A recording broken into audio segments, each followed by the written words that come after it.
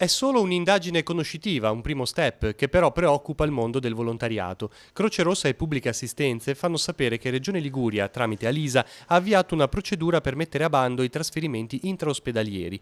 Preludio, questo è il loro timore, per assegnare a terzi anche il trasporto ordinario dei pazienti in ambulanza.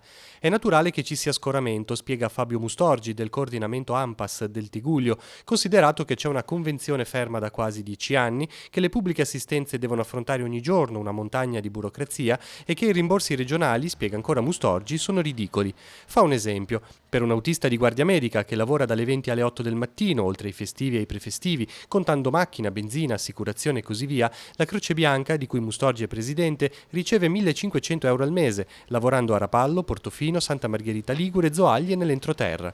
La questione di affidare a terzi il trasporto fa sorgere a Mustorgi la domanda: alla Regione sta a cuore il volontariato? Rincara la dose Maurizio Biancaterra, presidente regionale della Croce Rossa. Ultimamente la Regione Liguria è stata promossa prima della classe per quanto riguarda i tempi di intervento medi sui soccorsi in emergenza e la Liguria è stata quella con i tempi di intervento più bassi di 15 minuti. Chiaramente le ambulanze sono del volontariato e quindi è grazie al volontariato se tutto questo sistema fino adesso è retto in questo modo importante, anche grazie al volontariato.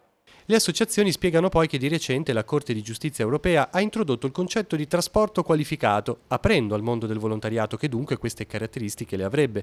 Se Regione Liguria invece proseguisse sulla sua strada, il rischio è di veder chiudere in futuro le piccole realtà del soccorso. Si rischierebbe di andare a spegnere quelli che sono dei presidi importanti. Io posso pensare in questo momento alle realtà dell'entroterra, dove una struttura di un comitato di Croce Rossa rappresenta in alcune situazioni l'unica struttura organizzata atta a fornire un'assistenza alla popolazione del luogo.